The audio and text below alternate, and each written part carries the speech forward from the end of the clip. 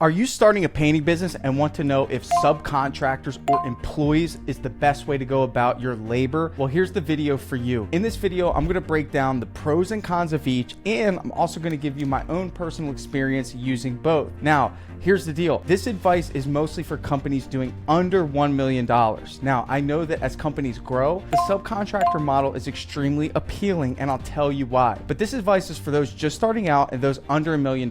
So when I first started my business, it was really appealing to me to be able to just sell paint jobs and pretty much just have someone go do the painting and me collect the check. This idea was sold to me.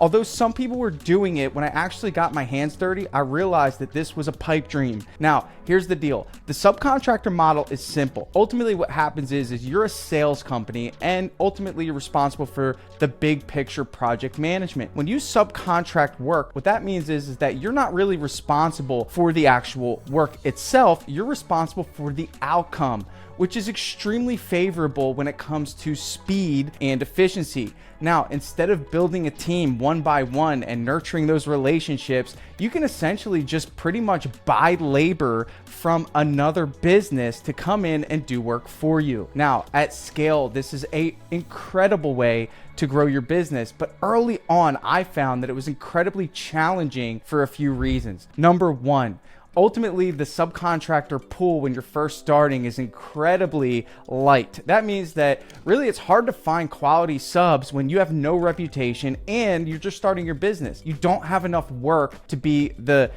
contractor of choice for the best subcontractors. Ultimately, subcontractors are not favorable to anyone other than those that give them the most work. So when you start your business, work is a little bit light, leads are a little bit low, so you might create uncertainty in a really good subcontractor crew, and you might find that they might work with other businesses instead of you simply because they have more work, which could put you at a disadvantage. Second, I don't like the subcontractor model early on because you have no control over their time, which means if you have a customer that really wants their job done on a specific date, you kind of have to hope that your subcontractor can make that work. In other words, you don't own their schedule. Here's the deal. Subcontractors have the ability to pick and choose who they work for. Obviously, if they want to create a great relationship with you, they're going to favor your jobs. But early on, as I said before, they're not really loyal to anything other than who can keep them the busiest, which puts you at a disadvantage for your customers.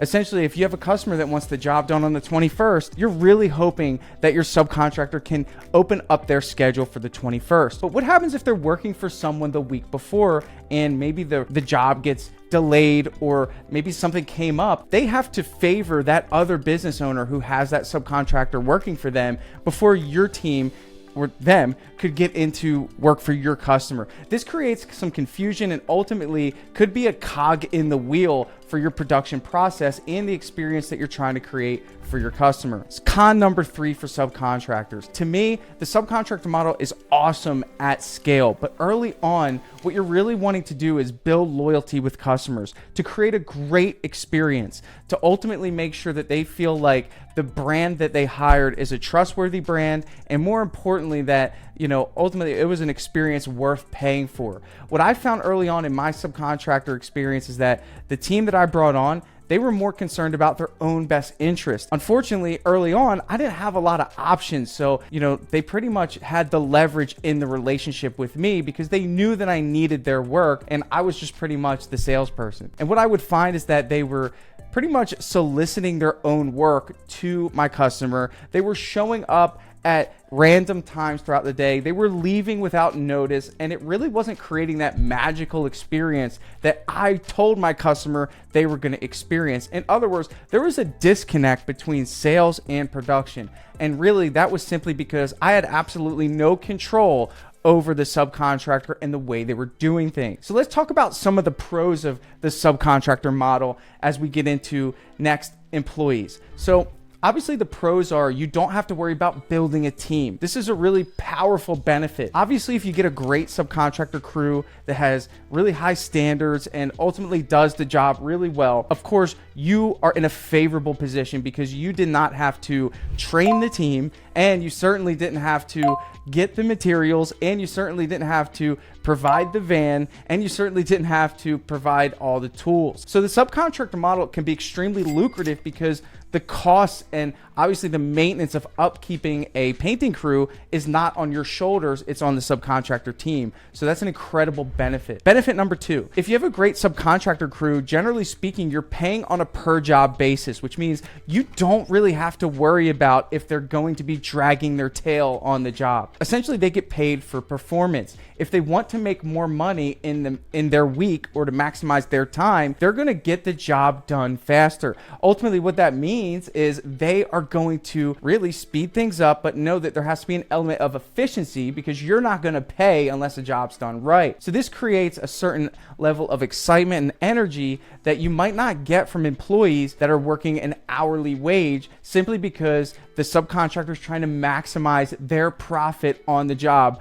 by doing it as quickly as possible. Now, of course, I will say that this has its drawbacks, so there has to be really good management in place and checks and balances to make sure that the job is done to the highest level of standard. Here's benefit number 3. You don't have to worry about keeping this team busy for 40 hours a week. Now, of course, when slow times happen, or in this case, sometimes the winter, maybe you're working up north, this is an incredible benefit. You don't have to worry about finding work in the winter. If you want to take a month off to yourself, if you're early on in your business, you're not stressing about whether or not the people that you employ are going to be able to provide for their families because it's ultimately not your responsibility when you're operating in the subcontractor model. Really, you just call them when you have work and you don't call them when you don't have work. It's a pretty easy deal. So those 3 are my pros for the subcontractor model. Now let's get into employees. Now, maybe you know this, my name's Tanner, and I run Premium Painting in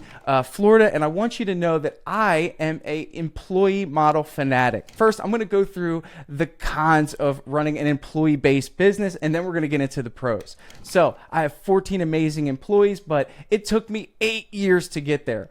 The employee model is based off of building relationships. So first things first, it requires a lot of vetting to find the right team. So con number 1 is that you have to have a really strict hiring process. Obviously, when you're hiring one by one, you've got to be a really good team builder. You have to be somebody that identifies ultimately the characteristics that you want in the individual, but then you have to balance that with the skill set. So really what you're looking at is you have to become a recruitment agency that's also a painting business. So when you're first starting out, this can be incredibly difficult because you may not have experience hiring people. You may shortcut this because maybe you found a job to do and you're kind of busy and you just need help. Well, that puts you in a deeper hole because you're compromising the most important aspect of the employee model, which is the hiring process. Con number 2. Well, we talked about this earlier. When you bring on employees, you are now responsible for their livelihood, which means you have to provide those 40 hours a week. This could be incredibly intimidating if you don't have solid lead flow coming into your business. Really, the big dilemma is when to actually make the hires. The hire is going to be either a confident hire when leads are coming in and the pipeline is full, or you're going to be a little intimidated by putting out an ad and you're not going to make the hire when you're not confident that you can keep the employee busy. So it's almost like this balancing act between the right timing when to bring in a new hire and obviously having faith that you're going to be able to keep them busy. Now, I will say in my experience, I have found that one of the best leverages for motivation for me is when I hire somebody and I use that to my advantage. Knowing that I have to keep them busy, knowing that they have to get their 40 hours. So drawback number 3 is turnover. This is the worst part of the employee model is you are going to go through a lot of employees to get some all-stars. And this is simply because you're fully responsible for them. Now, I will say turnover is a really detriment aspect of business because when you lose a great employee, maybe they were, ultimately maybe they thought that they were going to be an all-star. Maybe you thought they were going to be a crew leader and their characteristics changed and their motivation slowed down and they just weren't who they said they were. This is detrimental to your motivation as a business owner because you have to start all over and it fragments the team. So that's con number 3, is just high turnover, but ultimately that's part of the employee game. Now, I'm going to give you one extra con here because I want you to be aware of this, is that costs are higher when you have the employee model.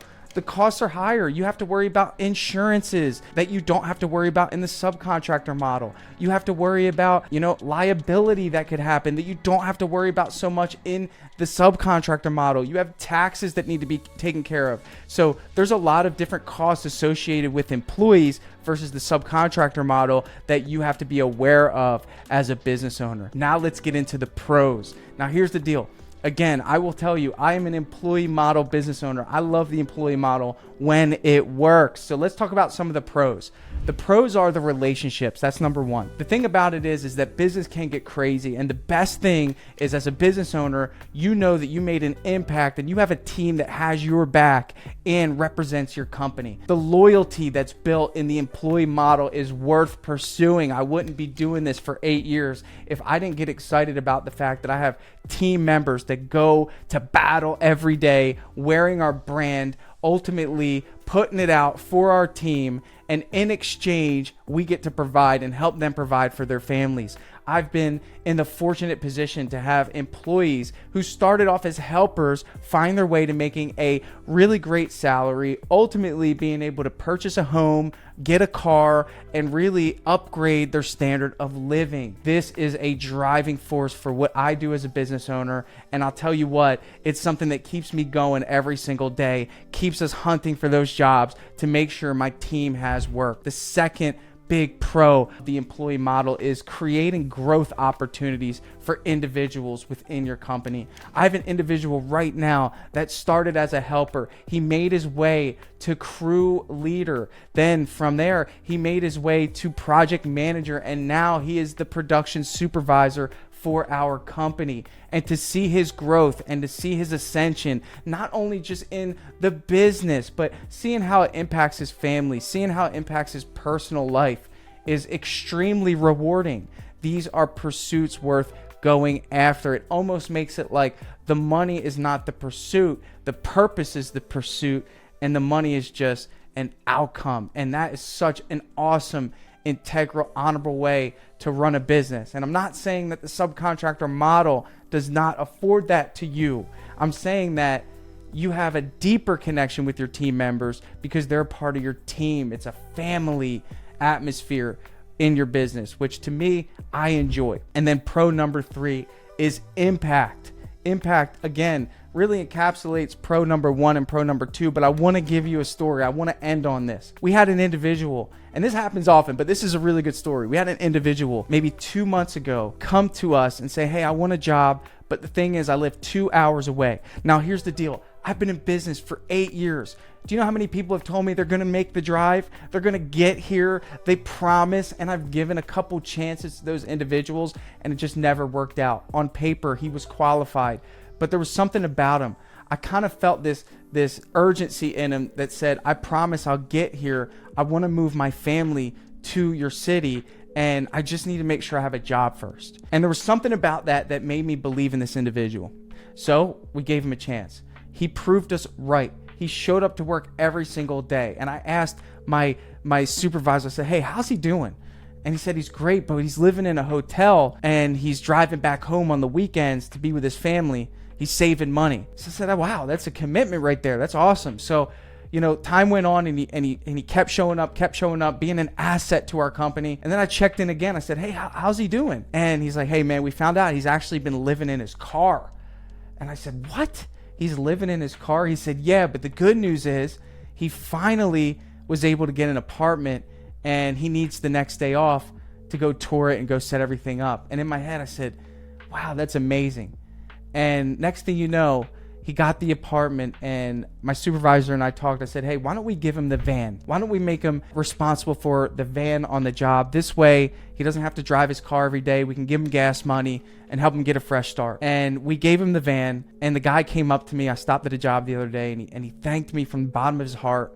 And he said, because you did that, now my wife is able to take the car for our kids, and it just helps me so much. And I just want to say thank you. And I could see it in his eyes. You know, to be in a position to create that for someone, I cannot put it into words, the feeling. Business is crazy sometimes. And when you have the ability to impact others with something like that, it really makes it all worth it. So I encourage you to look at the big picture. Don't be afraid of the employee model because it's harder. You know, yes, the costs are a little bit higher. The stress is probably a little bit higher too. It's harder to sever relationships.